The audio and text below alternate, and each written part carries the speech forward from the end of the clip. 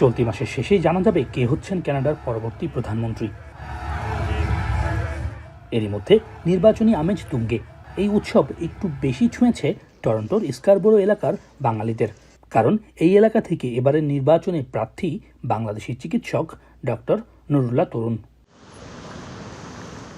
Scarborough south West conservative পার্টির মনোনয়নে লড়ছেন doctor তরুণ। নির্বাচনে তিনিই একমাত্র বাংলাদেশি বংশোদ্ভূত প্রার্থী।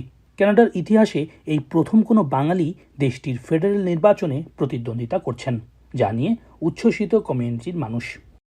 যে ড্রিমটা আমি এক্সপ্রেস করছি আমার অ্যাক্টিভিটি দিয়ে, it resonate to you, so I am so happy যে আসলে আমার যে পথটা শুরু হয়েছিল I am happy. So now আমি verbally as strong as possible, I need your help, I need our all community help. Doctor তরুণের জন্ম খুলনায়। বরিশালে শেরেবাংলা মেডিকেল কলেজ থেকে গ্র্যাজুয়েশনের পর কক্সবাজারের রোহিঙ্গা ক্যাম্পে কাজ করেন। কানাডায় আসার আগ পর্যন্ত কর্মরত ছিলেন ঢাকার ইসলামিয়া চক্ষু হাসপাতালে। কানাডার ইউনিভার্সিটি অফ ম্যানিটোবা থেকে চিকিৎসা বিজ্ঞানে ডিগ্রি নেন। ডাক্তার তরুণ কানাডার টরন্টোতে ফ্যামিলি ফিজিশিয়ান হিসেবে কর্মরত আছেন।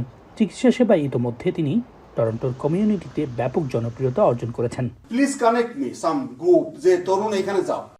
তার বিপক্ষে লিবারেল পার্টি থেকে লড়ছেন বর্তমান প্রতিরক্ষা মন্ত্রী বিল ব্লেয়ার। আগামী 28 এপ্রিল ভোট গ্রহণ।